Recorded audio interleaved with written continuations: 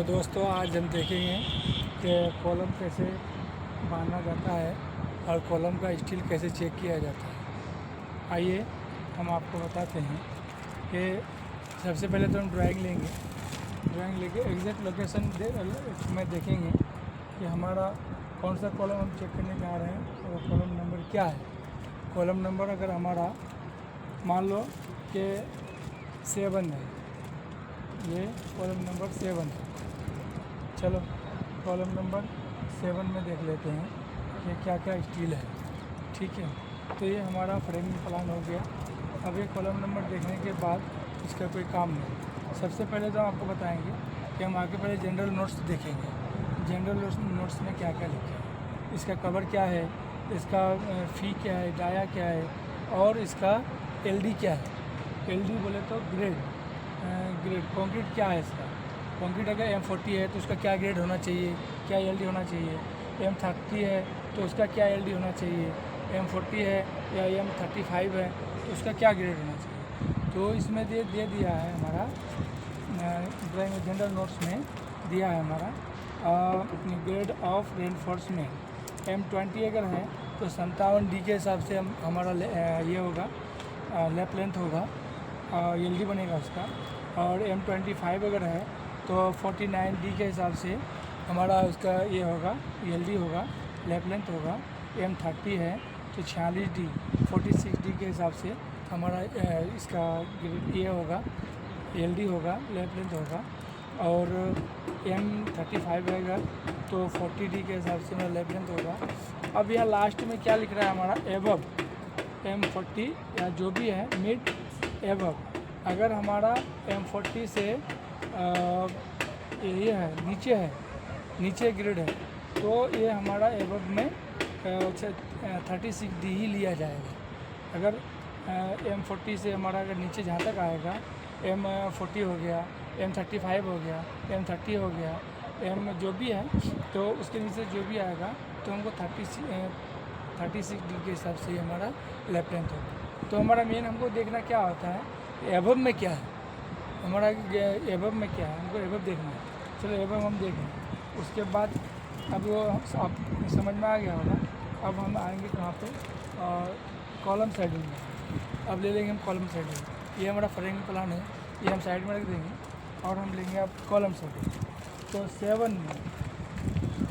7 में क्या है, 7 में हमारा स्टील है इसका HW7 8 बार है 25 का प्लस 12 बार है इसका 2H का मतलब वही हो गया बंडल बार है।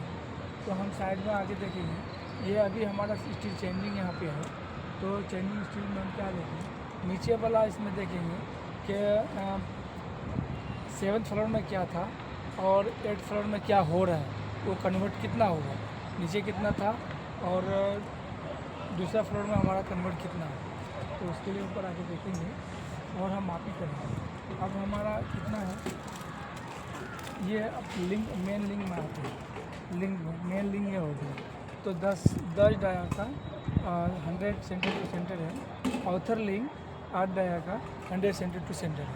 तो इसको हम कैसे देखें, अब इसको एक मेजरमेंट टेप लेने के बाद इसको हम ऐसे लगाएंगे 1 मीटर तक, 1 मीटर तक बार अंदर और बाहर। इसमें अगर 20 बार दिखाया है तो 1 2 3 4 10 इधर होगा, 10 इधर, 20 बार हो गया।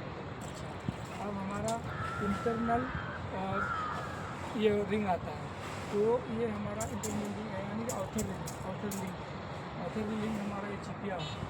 तो चिपिया अगर 100 पे है तो सब के साथ होना चाहिए, हर एक के साथ। अब ये कॉलम हमारा है अगर बोले तो 1 मीटर का, तो इसमें हमारा ये मेन लिंक कितने का होना चाहिए, ये शेरवाल है। HW अगर है तो वो शेरवाल है, और C अगर है HW7 है तो वो शेरवाल है, और C7 है तो वो कॉलम है। तो कॉलम का जो ये होता है कवर होता है वो चारों तरफ से होता है, चारों तरफ से वो ये होगा कवर होगा। और शेरवाल का जो है वो दो तरफ से होगा, एक इधर से कटेगा एक उधर से कटेगा। तो मैं एक ये उदाहरण देना चाहता हूँ। अगर 1 मीटर का है मेरा कॉलम, तो इसमें 960 का रीडिंग, 40 mm ये जैसे कटेगा, 40 mm से कटेगा, तो ये 960 का ये रीडिंग हम यहाँ से ऑर्डर काटते हैं और 960 का रीडिंग, 960 का रीडिंग हो गया। शेरवाल अगर जहाँ HW है तो शेरवाल है, और जहाँ C है तो वो कॉलम है। तो हम शेरवाल में उस हिसाब से लेंगे। वन साइड कवर का, एक साइड कवर जो हो गया, दूसरा साइड वो दूसरा कॉलम का हो गया, तो उधर से हो जाएगा। तो इसका ये होता है। बीच में हमारा क्या दिया है, बीच में दिया है बाइंडर। हम पर्दी में देखेंगे कि इसमें पर्दी बीच में जो है ये हमारा अलग से अगर ये किया है, तो हम इसको देखेंगे कि अंदर में हमारा कितना बचना है। ये अगर हमारा 4 मीटर का है तो 2 मीटर माइनस हो गया, 1 मीटर इधर 1 मीटर उधर, तो कितना बचा 2 मीटर। 2 मीटर में हम अंदर नापेंगे, तो 2 मीटर अंदर में हमारा है यहाँ है, ये बता नहीं है, ये हमारा 2 मीटर परफेक्ट है। तो 2 मीटर मेरा अंदर में है, ये हमको देखना चाहिए। एक कॉलम का हो गया। अब दूसरा कॉलम का क्या है, जो अगर ये लैप लेंथ है तो हम इसको लैप लेंथ चेक करें कि यहाँ से यहाँ तक कितना, ये हमारा कितना 50D है, 40D है, 700 का अगर 36D है तो 16 का बार है। तो हम उसको कैसे कैलकुलेट करेंगे, उसको कैलकुलेट करेंगे हम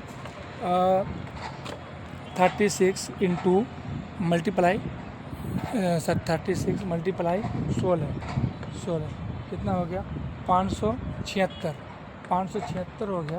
तो 580 भी हो जाए, मतलब ज़्यादा हो जाए तो ठीक है, कम हो जाएगा तो दिक्कत नहीं। तो हमारा 576 या 580 हम यहाँ से नापी करेंगे।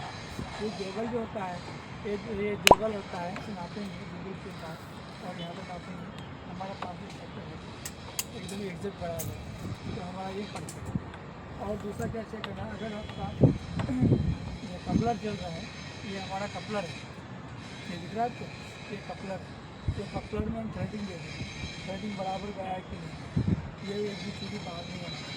उसका चूड़ी का डायमेंशन रहता है, गिनती रहता है कि 20 का चूड़ी 9 रहेगा और 25 का चूड़ी ऐसे 10-11 रहेगा, 16 का 7-8 रहेगा। तो वो पूरा गया कि नहीं गया कपलर में, और टाइट हुआ कि नहीं हुआ, क्योंकि उसमें ज़्यादा उसमें रहता नहीं है, थोड़ा सा है। वो भी अगर नहीं जाएगा तो फिर बिल्डिंग लोड किसके ऊपर लेगा। ये है H/4 हाइट का अगर H/4 है तो उस हिसाब से हमारा लैप आ रहा कि नहीं आ रहा।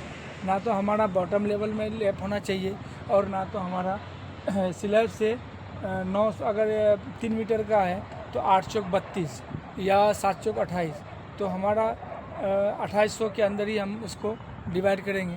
700 के अंदर लैप नहीं चाहिए, इससे 700 के अंदर लैप नहीं चाहिए, 700 के बाद ही हमको ऊपर लैप चाहिए। दूसरा लैप ऊपर हमारा अगर बॉटम लेवल इसका है, बॉटम लेवल अगर 2200 का है, बॉटम लेवल अगर 2200 का है तो 2200 के ऊपर हमको लैप नहीं चाहिए, 2200 के अंदर ही लैप चाहिए, बीच में चाहिए, अल्टरनेट लैप चाहिए। एक तो जाएगा 2200 तक, एक ऊपर जाएगा, दूसरा जाएगा हमारा 2200 तक। अल्टरनेट लैप होना चाहिए, और लैप एक जगह नहीं होना चाहिए, स्ट्राइगेट होना चाहिए। और बाकी बाइंडिंग रह गया, मेन पर्पज़ क्या होता है, बाइंडिंग हमको प्रॉपर चाहिए।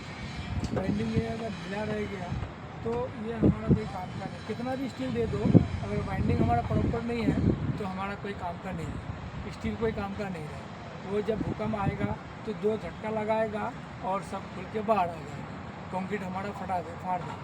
तो हमको बाइंडिंग प्रॉपर चाहिए, और कॉलम का बाइंडिंग ऐसे घुमा के ऐसी बाइंडिंग चाहिए।